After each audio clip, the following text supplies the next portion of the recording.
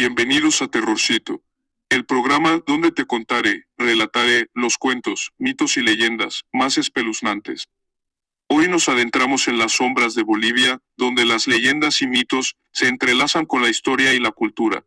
En este programa te llevaré a través de las historias más aterradoras y fascinantes que han sido pasadas de generación en generación en este país lleno de misterios.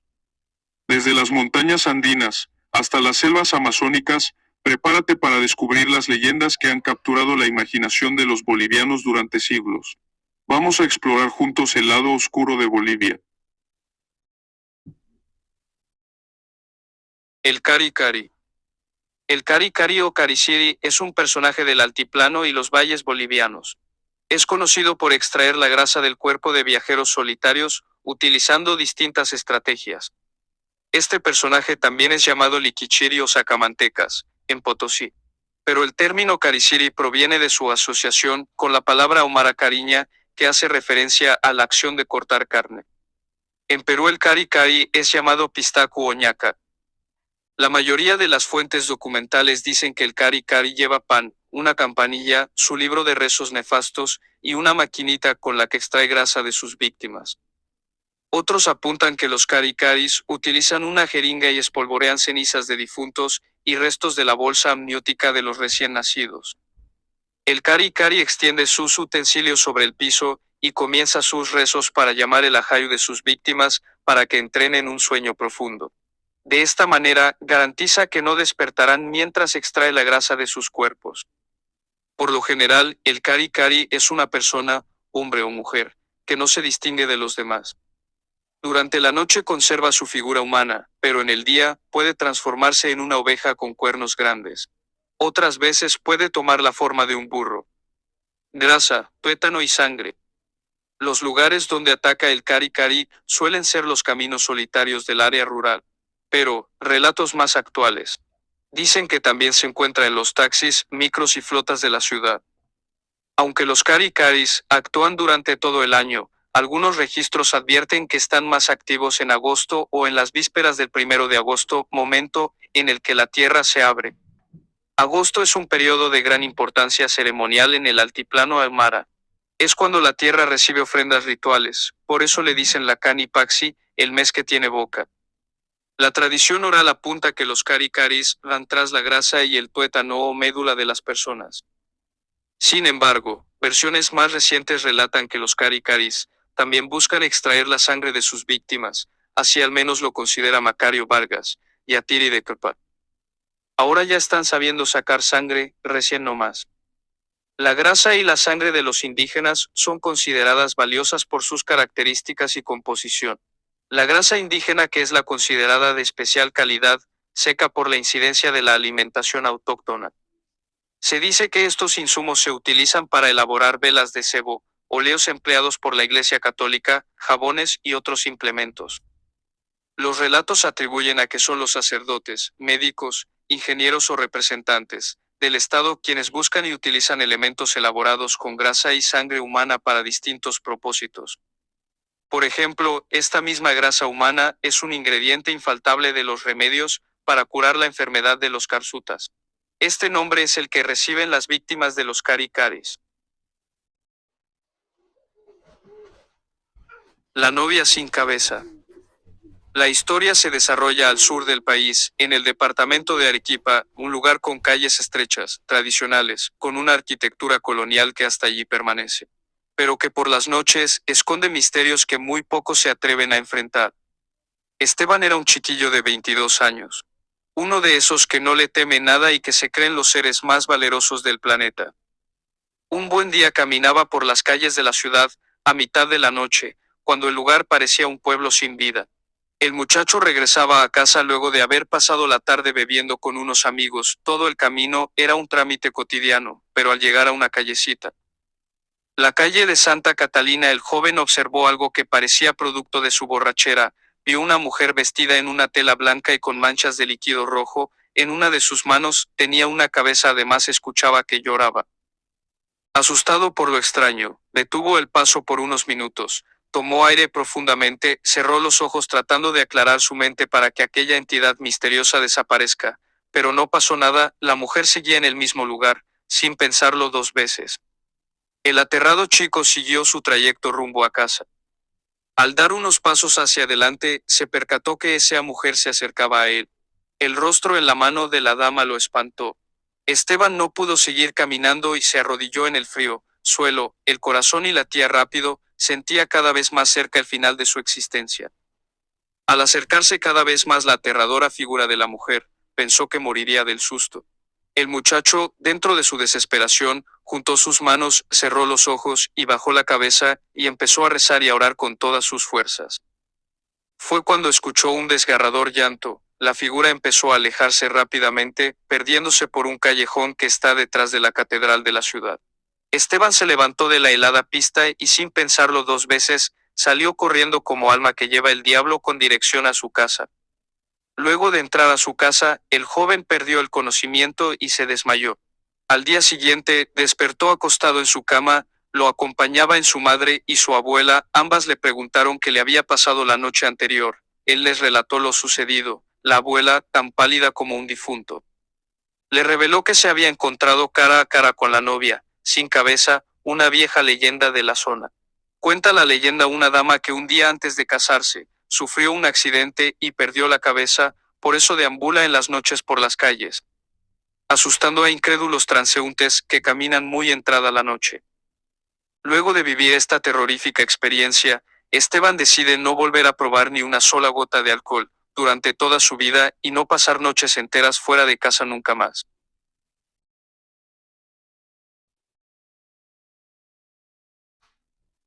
La viuda alegre. Martín era un muchacho bastante tímido y reservado, que casi nunca salía de su casa. Pero aquella noche, sus hermanos lo convencieron de ir con ellos a un baile que se celebraba en el pueblo. Cuando llegaron todo era música y algarabía. Los parientes de Martín no tardaron en sacar a bailar a unas jovencitas, mas él se quedó en un rincón, aburrido y con ganas de marcharse. Fue en ese momento cuando una mujer muy atractiva se le acercó. Tenía ojos grandes y negros como su cabello, una piel blanca como la leche y una linda sonrisa. ¿Por qué estás aquí tan solo? ¿No te gusta bailar? Le preguntó. No, la verdad es que solo vine para acompañar a mis hermanos. A mí tampoco me gustan mucho las fiestas. ¿Vamos afuera para platicar? Martín aceptó, entusiasmado porque era la primera vez que conversaba con una joven tan atractiva. Charlaron por horas, rieron y él se sintió enamorado de aquella bella desconocida. Luego, repentinamente se besaron y él se dijo que aquella era la mejor noche de su vida. Ya va a ser medianoche y tengo que regresar a casa, dijo ella. Yo te llevaré, a estas horas, no es seguro que una señorita ande sola por el camino. Subieron los dos al caballo de Martín, y tan pronto como la mujer estuvo en la silla de montar, el equino se puso a relinchar nervioso, como si le hubiera caído encima alguna clase de alimaña. El muchacho intentó controlarlo y se disculpó por el temperamento del animal. No te preocupes. Llévame al cementerio, por favor, que ahí es donde está mi casa, le dijo ella. ¿Al cementerio? Pero si ahí no hay nada más que tumbas. La chica insistió y Martín se dirigió hasta el camposanto, pensando que tal vez la muchacha vivía por el rumbo. Durante el camino, un silencio espectral se hizo entre ambos. El joven quería hacer conversación, pero cada vez que intentaba decir algo, las palabras morían en su garganta y se impedía voltear, como si algo dentro de sí le advirtiera que siguiera con la vista en el camino. Finalmente, a lo lejos, divisó el cementerio. Ya vamos a llegar. ¿Quieres que te acompañe hasta tu puerta? Por toda respuesta, la chica emitió un grito lastimero y aterrador, que paralizó por completo a su acompañante. Sudando frío, Martín miró por encima de su hombro. Y se dio cuenta de que detrás de él ya no montaba su amada, sino un esqueleto con ojos de fuego, que reía de forma gutural. El caballo volvió a encabritarse y Martín cayó al suelo, aterrado. Lo último que vio antes de quedarse inconsciente, fue al espectro alejándose con rumbo al cementerio. Sin saberlo, había conocido a la viuda alegre. Un ser que salía de su tumba todas las noches, para matar a los inocentes de un susto. Cuando sus hermanos lo encontraron a la mañana siguiente, tirado en el camino, no había nada que hacer. El pobre estaba muerto. El Cati Cati. El Kati Kati Katekate o Kati es una cabeza voladora que se desprende del cuerpo, especialmente durante la noche. Se la suele asociar con un pájaro nocturno de las zonas andinas. Se lo reconoce, principalmente, por su graznido, que parece reproducir un sonido similar al de su nombre, cat, cat, cat. En Ayacucho, Perú, existe una versión similar, en la que apenas existe un cambio fonético. En esta región peruana, la cabeza que vuela recibe el nombre de huacoa y se la vincula con un ave que, al volar, hace el sonido de huac. Huac. Respecto a las atribuciones sobrenaturales del Kati Kati existen muchas versiones e interpretaciones. Todos estos relatos fantásticos tienen en común el desprendimiento de la cabeza en términos anímicos, que se desplaza flotando o dando saltos por el piso, siempre haciendo el ruido característico de cat, cat, cat. Nunca te vayas a dormir con sed o hambre. Una de las creencias más extendidas es la que dice que si alguien duerme con sed o hambre, su cabeza lo abandonará en sueños en busca de agua o comida. Si en el camino de retorno los cabellos se enredan en algún sitio e impiden que la cabeza retorne a su cuerpo, la persona afectada no podrá despertar y morirá. Según la tradición oral, esta es la razón por la que las mujeres de poblaciones altiplánicas, en particular las embarazadas o quienes parieron recientemente, duermen con el pelo suelto y bien cepillado. Deben prevenir que, en caso de que su cabeza decida vagar en busca de agua, no haya nada que impida su retorno. Un presagio de muerte. Otras autoras y autores confieren al Kati Kati una dimensión espiritual vinculada con la muerte. Esta cabeza que se desprende del resto del cuerpo es un presagio de muerte. Al salir por las noches, con su solo desplazamiento, anuncia el pronto fallecimiento de algún familiar cercano o de la misma persona. Esta creencia, aunque con algunas variantes y haciendo referencia al desprendimiento de otras partes del cuerpo, además de la cabeza, fue relatada en tiempos coloniales por Guamán Poma de Ayala.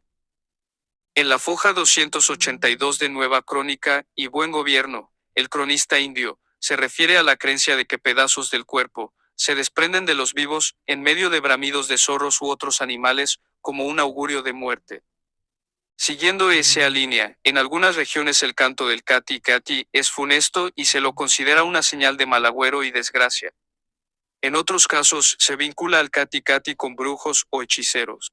También se dice que los Kari Karis o Kari Siris suelen adoptar esa forma para transportarse. El Hospital de Clínicas.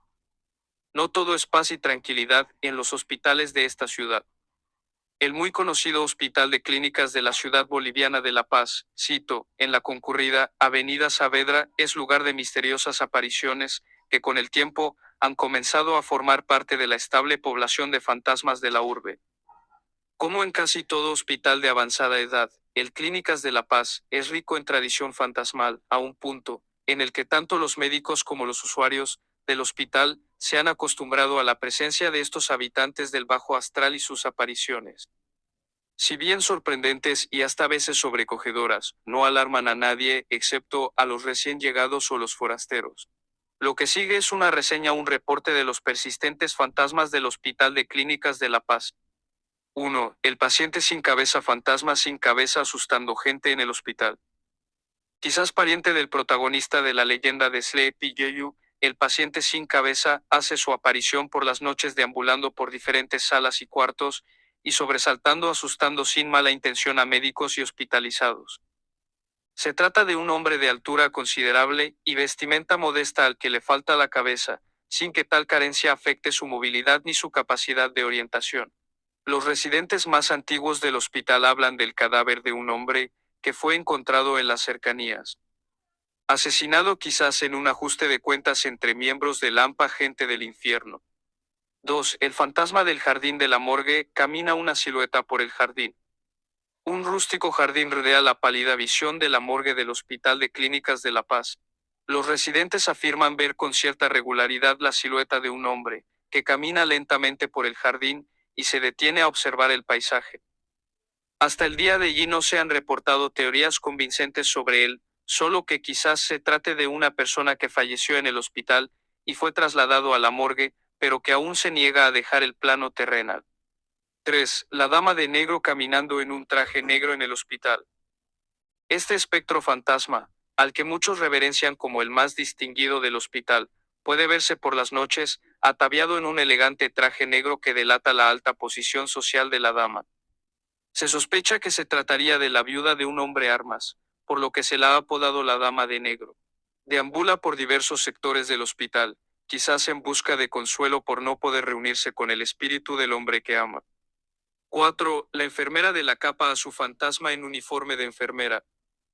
Muchos afirman que este fantasma, una mujer con uniforme de enfermera al que ha añadido, de algún modo, una capa de ese color, es una antigua trabajadora del hospital que falleció en un confuso caso de envenenamiento. Una versión sostiene que llevaba adelante una relación amorosa prohibida con un alto funcionario del hospital y que éste, amenazado por ella con revelar la irregular situación, le habría dado muerte manipulando medicinas que debía tomar. Quizás el espíritu de la joven mujer busque paz a través de que se conozca su trágica historia. 5. Los niños de la farmacia espíritus de niños muertos juegan con envases y cajas. Como en todo hospital, en el de Clínicas de la Paz, existe un sector dedicado al almacenamiento de sustancias medicinales. Infortunadamente, muchos de los niños, que fueron pacientes del hospital acabaron su corta vida allí víctimas de algún mal incurable. Es por ello que sus bulliciosos espíritus se concentran en el sector de farmacia, para jugar con envases y cajas vacías. Los empleados del sector reportan frecuentemente que los elementos que la noche anterior habían dejado guardados prolijamente con obstáculos están ahora desparramados. Distribuidos por doquier en todos los lados, productos de los infantiles juegos de los espíritus de los niños.